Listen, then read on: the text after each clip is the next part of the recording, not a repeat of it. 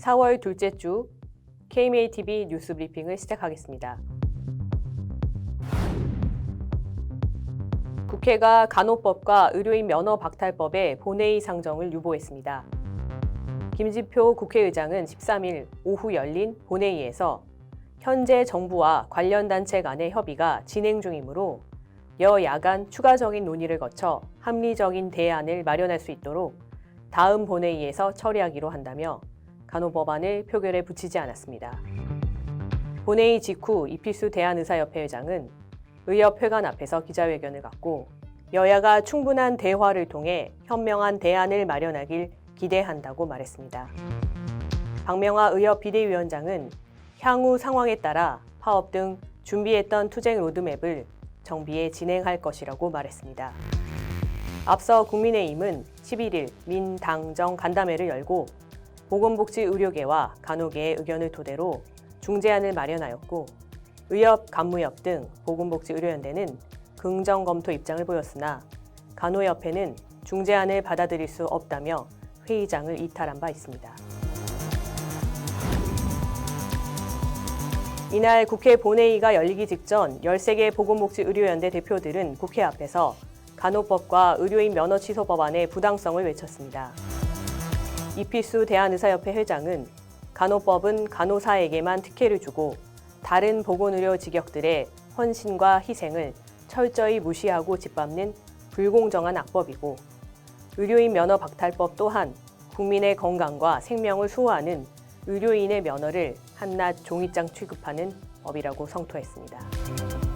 박명하 의협 비상대책위원장도 13개 단체 보건복지의료연대 400만 회원은 간호법이 국회를 통과할 경우 낭떠러지로 향하는 보건복지의료 체계를 지키기 위해 총파업 투쟁을 굳건히 시작하겠다고 결의를 다졌습니다. 앞서 연대는 8일 확대 임원 연석회의를 열고 16일 대규모 총궐기대회를 개최하기로 하고 연대 공동 총파업 등 향후 투쟁 계획을 논의했습니다. 한의사의 초음파기기 사용 허용 관련 파기환송심이 재개됐습니다. 지난 6일 서울지방법원에서 열린 공판에서 검찰 측은 한의사 초음파 진단의 위해 가능성을 입증할 필요가 있다며 영상의학 분야의 권위자 등을 증인으로 신청해 사실조회를 하는 등 신문이 이루어져야 한다고 주장했고 재판부는 이를 수용했습니다. 이에 대해 이정근 대한의사협회 상근부회장은 올바른 판단을 위한 증거 제출 기회가 주어진 것을 환영한다면서 증거 자료를 면밀히 검토해 제대로 된 판단을 해달라고 요청했습니다. 재판부는 오는 20일 공판에서 관련 증거 등을 결정하고 그 다음 공판에서 사건을 종결할 예정인 것으로 전해졌습니다. 초진부터 비대면 진료를 허용하는 법안이 발의돼 의료계는 물론 법률, 건축계에 큰 반발을 사고 있습니다. 지난 4일 국민의힘 김성원 의원은 환자의 건강에 위해를 발생시키지 않으면서 의료 접근성을 높이는 경우에 한해 초진 비대면 진료를 허용하는 의료법 개정안을 발의했는데요. 이에 의사, 치과의사, 변호사, 건축사 등으로 구성된 올바른 플랫폼 정책연대는 의료 분야를 영리적인 이익과 편리성으로 접근하는 것은 국민 건강과 생명을 침해할 수 있다고 지적했습니다. 대한의사협회 역시 기존 의료계와의 협의를 무의미하게 만드는 것으로 입법기관의 일방적 횡포로 비춰질 수 있다고 꼬집었습니다. 한편 6일 한국보건사회연구원의 보고서에 따르면 비대면 진료 경험자 10명 중 8명은 화상이 아닌 전화진료만을 받은 것으로 나타나 안전성 우려를 더욱 키웠습니다. 국회가 병원급 의료기관에 임종실 설치를 의무화하는 법안 처리에 나서 병원계가 유감을 표했습니다.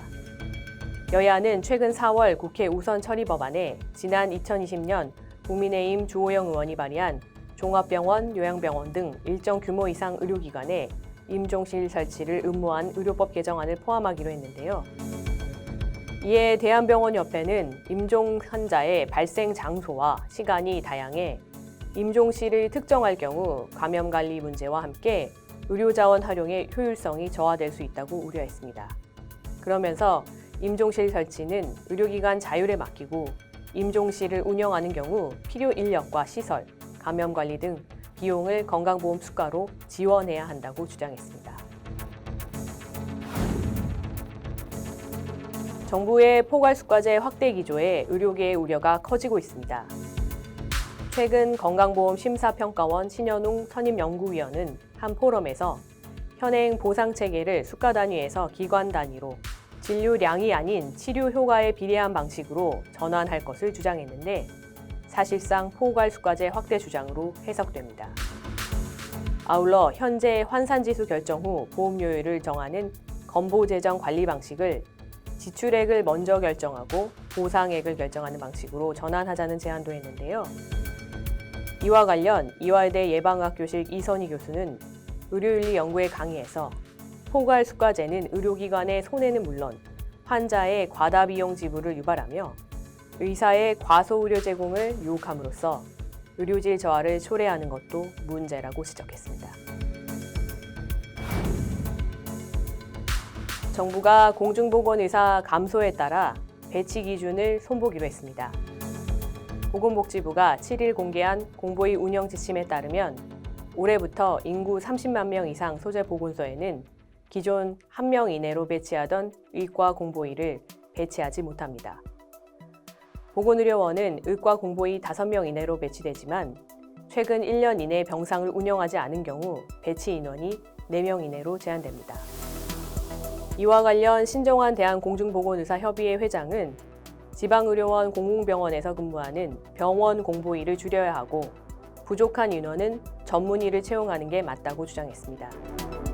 보건복지부 자료에 따르면 지난 2015년 622명이던 신규 의과 공보위는 2022년 511명으로 17.9% 감소했습니다. 정부가 대학병원의 분원 설립 제안을 검토하기로 했습니다.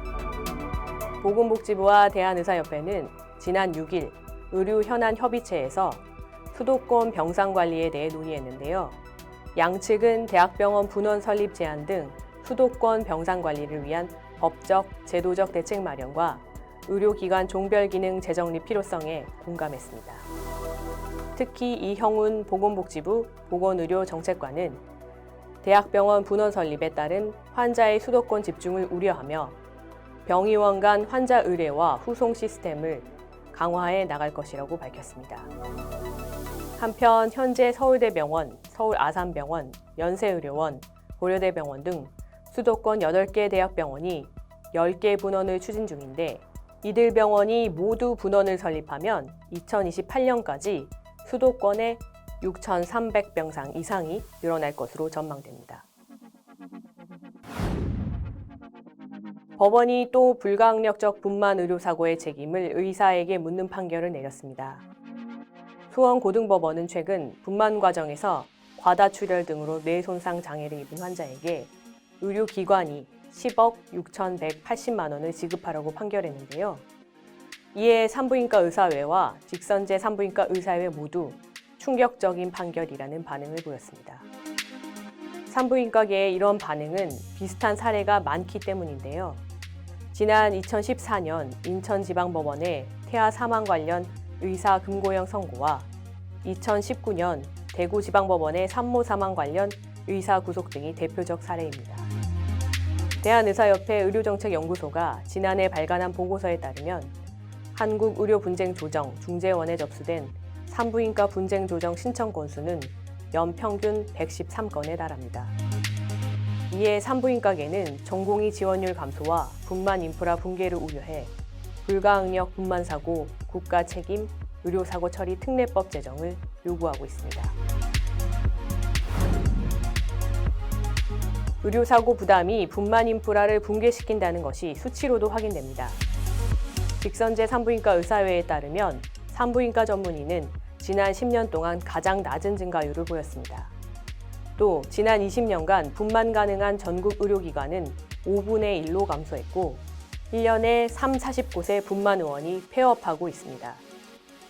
분만을 포기한 가장 큰 이유로 의료사고에 대한 우려 및 분만 관련 정신적 스트레스가 꼽혔습니다. 의사회는 정부가 산과 무과실 보상금을 100% 지원하고 3천만 원에 불과한 보상 한도액을 높여야 하며 보상 범위 역시 확대해야 한다고 주장했습니다. 대한산부인과 의사회 김재현 회장도 최근 폐과를 선언한 소아청소년과처럼 전국 분만실을 폐쇄해야 한다는 이야기까지 나온다고 토로했습니다. 이상으로 뉴스 브리핑을 마치겠습니다. 감사합니다.